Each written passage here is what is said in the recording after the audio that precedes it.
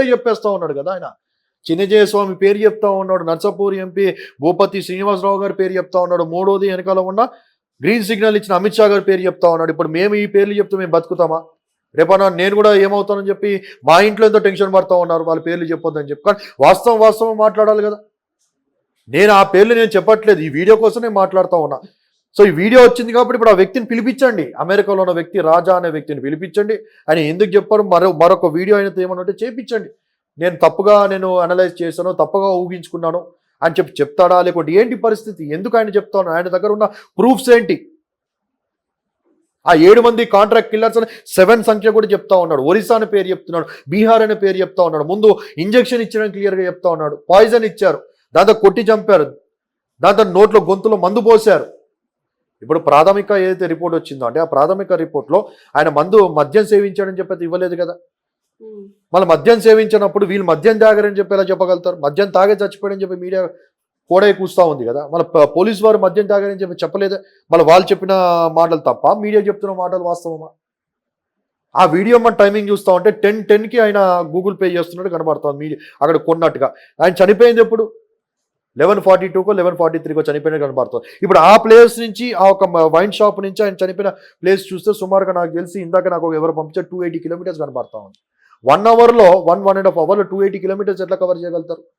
Hyderabad LB Nagar నుంచి మీరు Vijayawada count చేసుకుంటే 250-280 కిలోమీటర్స్ వస్తుంది. ఆల్మోస్ట్ 250 కిలోమీటర్ 280 కిలోమీటర్స్ విజయవాడలో కార్లో ఎంత స్పీడ్గా కొట్టినా కూడా మీరు 3.5 అవర్ 4.5 అవర్స్లో మీరు రీచ్ కాలేరు విజయవాడకి, అంత హైవేలో కొడితే కూడా.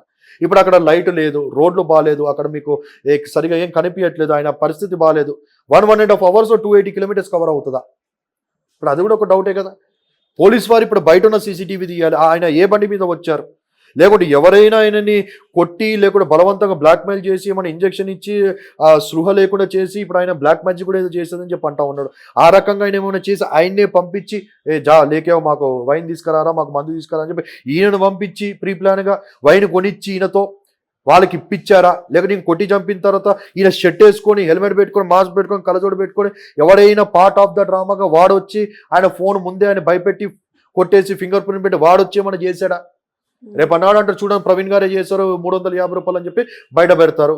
నేను అదే అంటా ఉన్నా, బయటకి వచ్చినా కూడా ప్రవీణ్ గారే ఒకవేళ వీడైనా బ్లాక్మెయిల్ చేసి వెనక నీ కుటుంబాన్ని చంపేస్తే అది చేస్తుందని చెప్పి ఎవరైనా ముందే దాడి చేసి అని పంపించారా? అట్లయినా చేపించి వీళ్ళకి పంపిప్పించారా?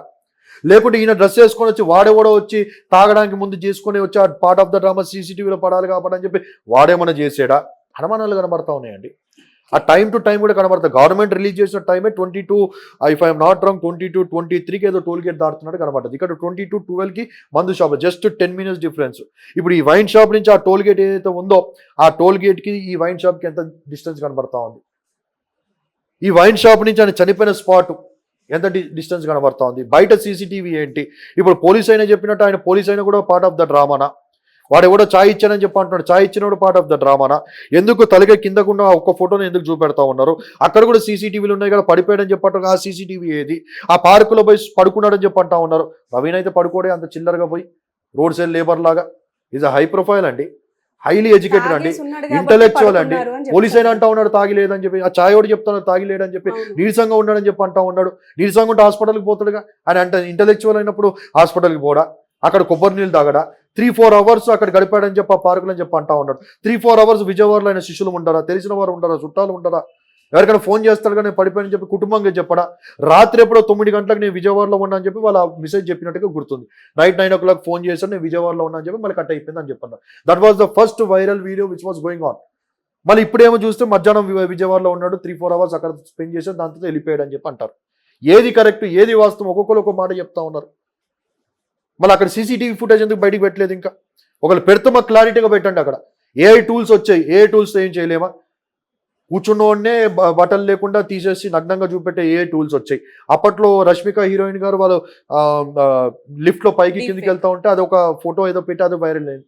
ఈ కాలంలో అలా చేయడానికి లేదా? చేస్తున్న వాళ్ళు ఎవరు? చేస్తున్న వాళ్ళు వీళ్ళే అని చెప్పి ఈయన చెప్తా ఉన్నాడు. ఈయన రాజుగారు చెప్తా. ఇప్పుడు రాజుగారిని పట్టుకోండి, అరెస్ట్ చేయండి ఇవన్నీ. ఎందుకంటే ఇప్పుడు నేషనల్ హోమ్ మినిస్టర్ పైన అలిగేషన్ చేస్తూ ఉన్నాడు. ఎక్కడ కూడా తీసుకురండి, పార్ట్ ఆఫ్ ద ఇన్వెస్టిగేషన్ మాట్లాడించండి. మళ్ళీ తర్వాత ఆయనతో మళ్ళీ అబద్ధాలు చెప్పిస్తారా, నిజాలు చెప్పిస్తారా? What is happening? మీకు అనుమానం కనిపించట్లేదా ఈ విషయాల్లో?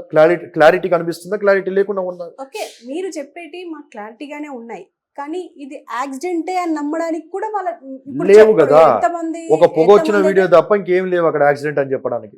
ఎంతమంది అయితే చెప్తున్నారో వాళ్ళందరూ అందరు యాక్సిడెంట్ చెప్పే- నమ్ముతున్నారు. ఎవ్వరు ఇంకెవరికంటే నమ్మలేదు. తాగేసి ఎవ్వరు నడిపారు అని చెప్పేసి ఎవరు అంటున్నారు. ఎవరన్నారు ఆ మాట? ఒక అమర ప్రసాద్, ఒక కుమారు, ఒక కరుణాకర్ సుగుణ, వాడు ఒక 5-6 మంది తప్ప